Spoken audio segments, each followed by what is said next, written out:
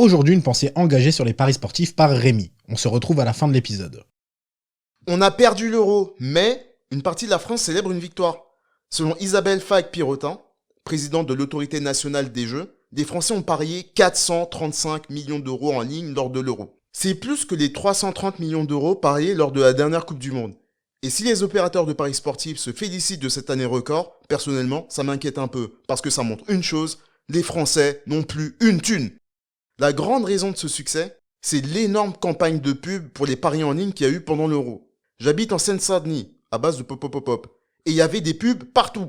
Dans le métro, à la télé, dans les abribus, une invasion. Je crois même avoir vu passer un mec avec un tatouage Winamax.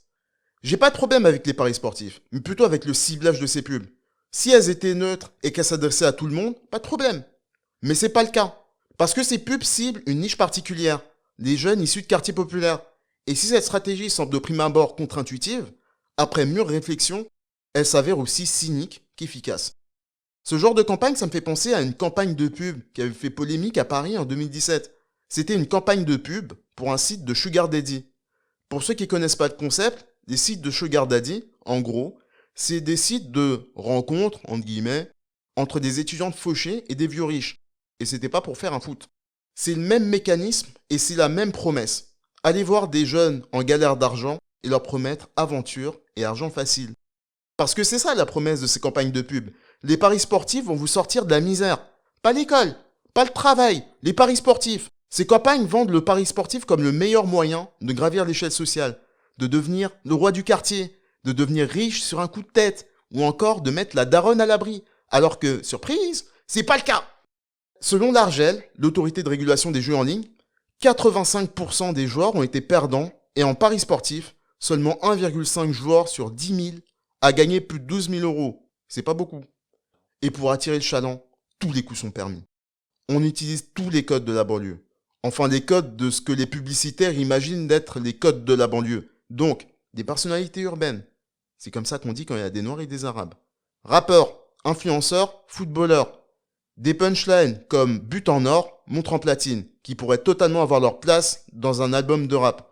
Des graffitis, des mots en arabe, des mecs qui sont contrôlés par la police.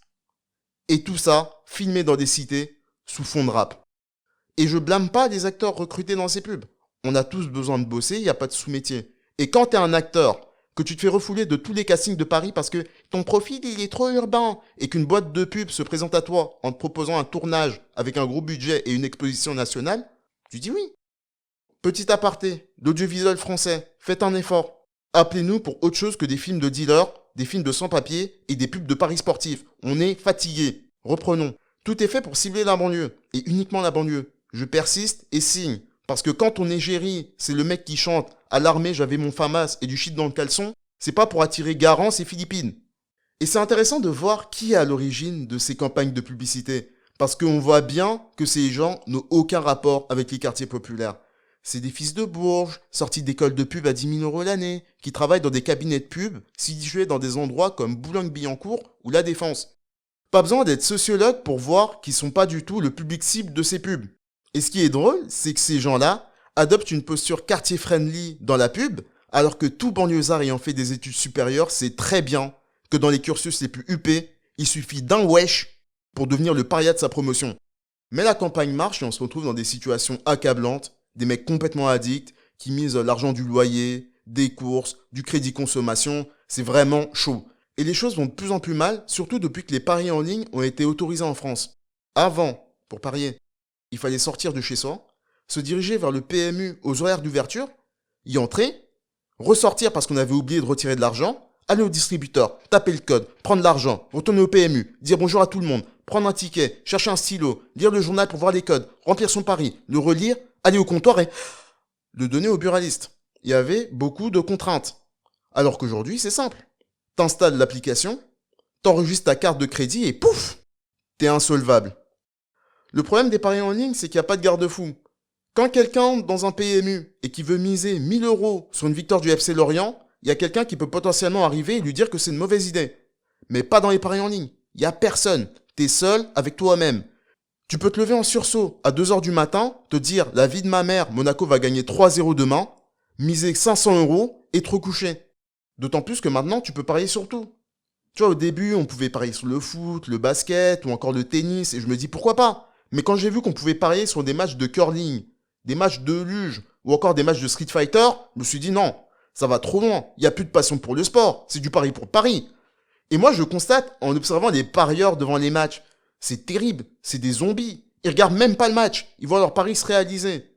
On ajoute à ça les opérateurs de paris sportifs qui ont des pratiques à la limite du hors-jeu, notamment en s'amusant à bloquer des gens qui gagnent trop et à chouchouter les perdants à coups de paris gratuits et de places VIP. Parce que, comme disait un grand philosophe qui s'appelle Booba, première dose gratos, le beau dos s'est fidélisé. Les paris combinés, parce qu'apparemment gagner un pari, c'est trop facile. Et les faux pronostiqueurs, ces faux gourous qui te font payer à prix d'or des pronostics aussi hasardeux que les choix de vie de Manuel Valls. Et on se retrouve avec un cocktail explosif qui donne naissance à un système où les seuls gagnants sont les opérateurs de paris sportifs et les huissiers de justice. Heureusement, des gens tapent du poing sur la table, notamment le Bondi Blog, et des initiatives se mettent en place comme le hashtag NoBet, NoDebt. Pour conclure, faites attention, vous n'allez pas devenir multimilliardaire en pariant sur un doublé de Benzema. Si vous voulez parier sans vous ruiner, des sites de paris sans argent existent. Et si vous voulez quand même miser de l'argent, misez juste des petites sommes et n'oubliez pas une chose, le casino gagne toujours à la fin. Une pensée émue évolue après un peu plus d'1 an d'existence. Une pensée émue devient une pensée. Il y aura toujours des pensées émues faites par moi-même, mais il y aura aussi d'autres types de pensées faites par d'autres gens qui ont aussi des choses à dire. D'ailleurs, si vous avez des choses à dire et une belle plume, n'hésitez pas à nous contacter sur Instagram, c'est Beau Parleur tout attaché et au pluriel. On aimerait beaucoup que ce podcast devienne un espace d'expression aussi ouvert que possible. À très vite.